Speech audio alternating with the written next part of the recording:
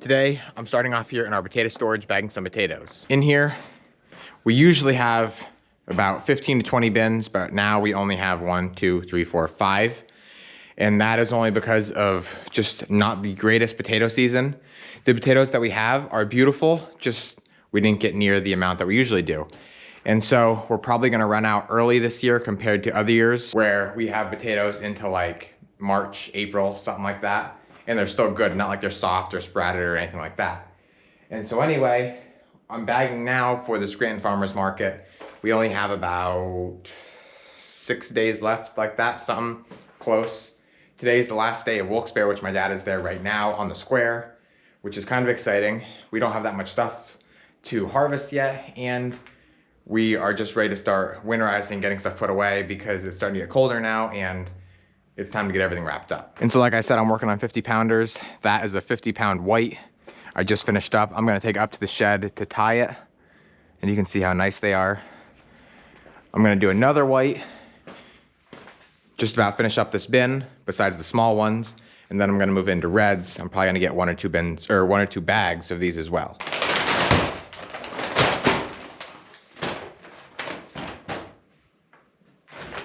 So, I don't know why. I guess just because people don't really like the smaller ones. We never put anything like smaller than this in a bag. I personally wouldn't mind that, but that's just what I'm told to do. So I don't do it. We actually will do like specific small potatoes in 10-pound bags to use up all of these, or just sell them across the table in quarts or 2 quarts, something like that. So I'm picking out more of like the medium to larges, and because of the lack of rain we had this summer, they just aren't as big as they normally are. Like that's a really nice one for any size or any time of the year, but there's not a lot of those. This, I would say right here, is pretty average.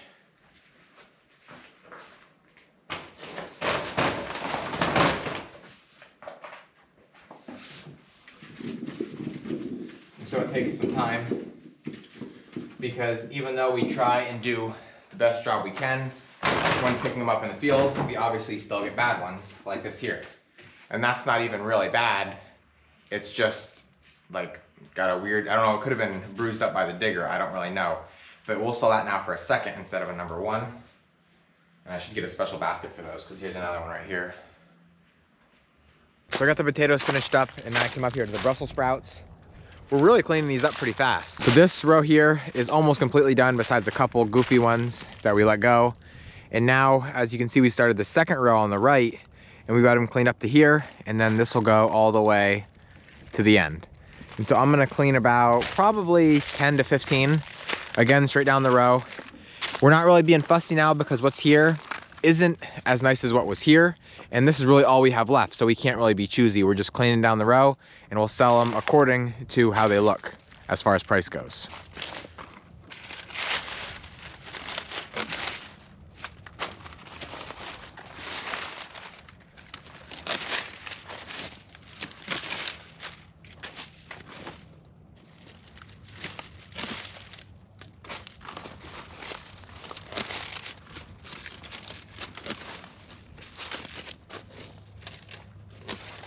So I don't even know how many that was, but now I'll go through and break all of those leaves off.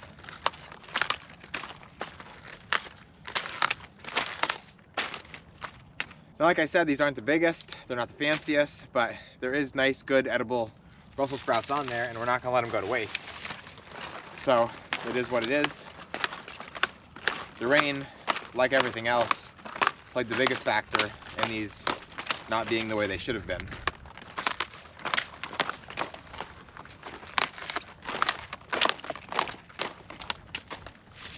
After Brussels sprouts, I picked up Eric, and we're gonna start picking cabbage and cauliflower for tomorrow, which is Friday, at the Scranton Farmers Market. Just like everything else that we've been picking. It's either for Scranton or for our home farm market, because now Wilkes-Barre is done. And so this is the coal crop field. We're really starting to get it emptied out now, which is good.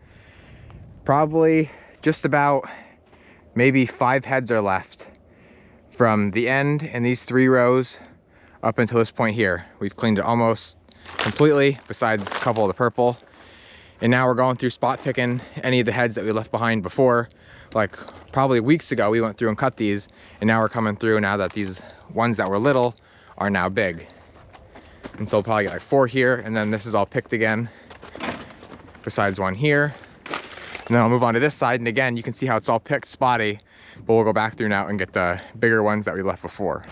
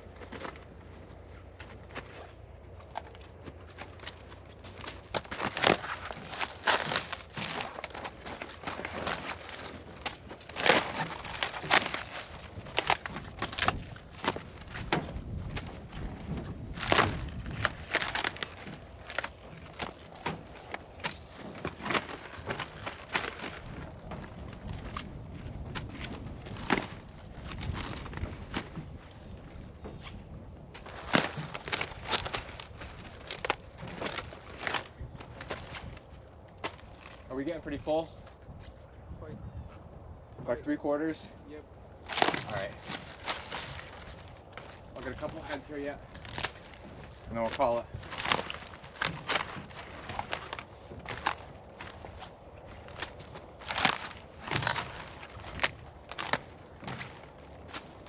All right, so cabbage is done. Got a good mix of flat, Savoy, red, and regular.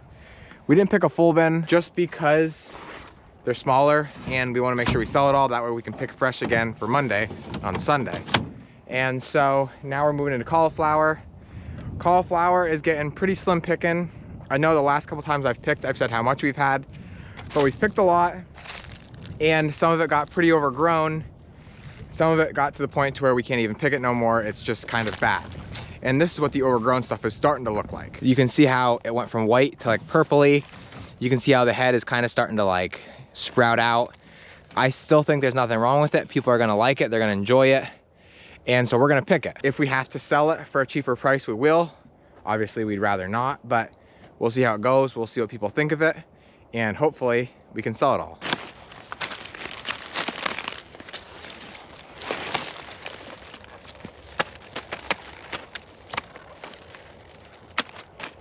You can see how there's really no bad spots on it, just more overgrown than anything.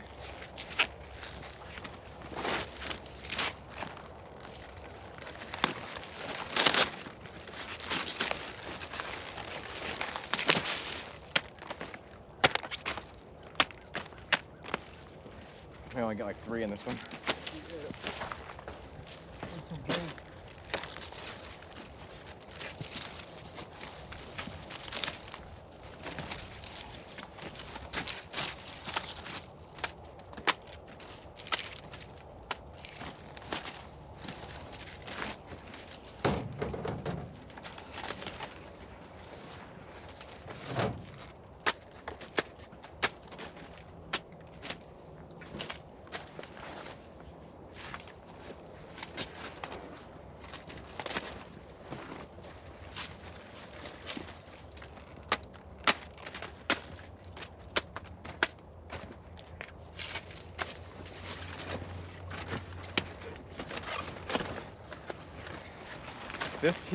This head is not really overgrown.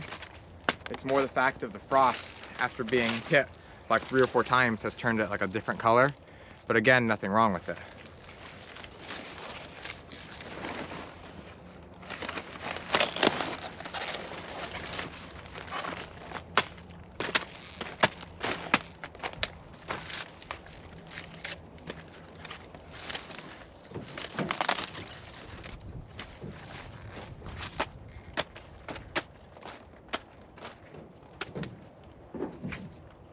Oh, wow, good catch. I don't know what I was doing on that one. I don't know how you caught that.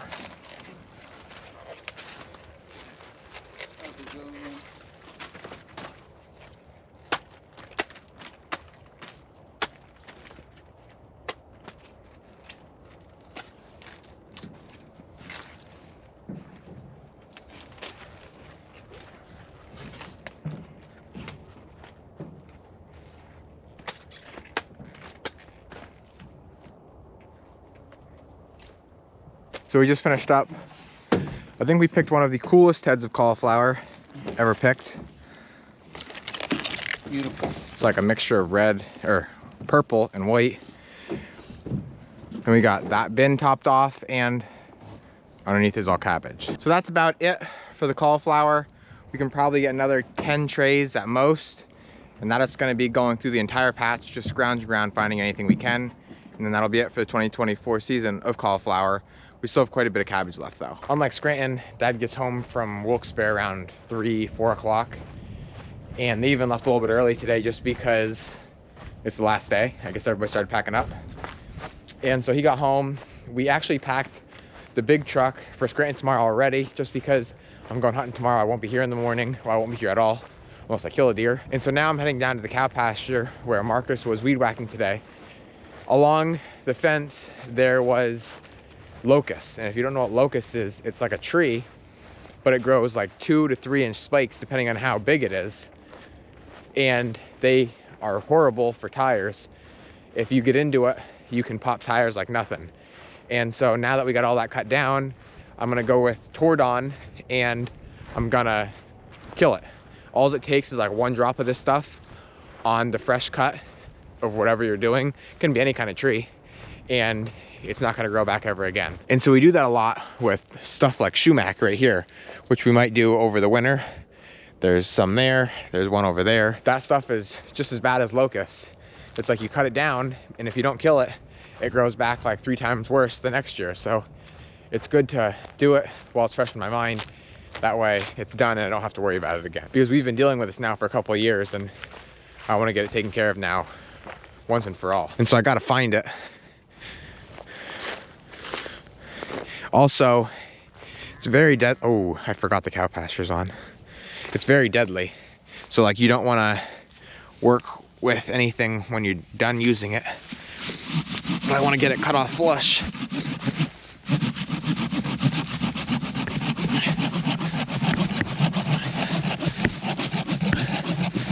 Come on. There we go.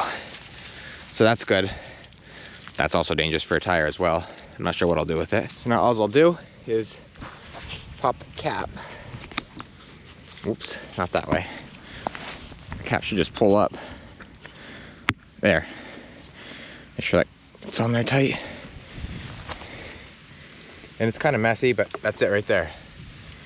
There's one. There's that. They're kind of hidden in around here. I gotta find them. Oops.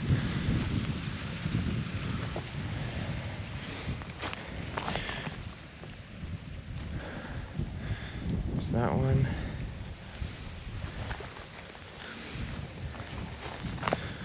I know there's more here. At least I thought.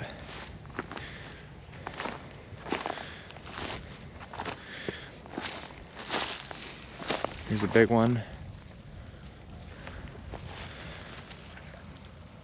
About 2 videos ago, I was showing you guys the process of lifting the plastic and the peppers, but there was a couple clips I had on my phone I forgot to add in that I want to show you just to finish up the whole process. And so as you've seen, I went through, mowed it, lifted it, and now they're picking it up. They said it's going really easy.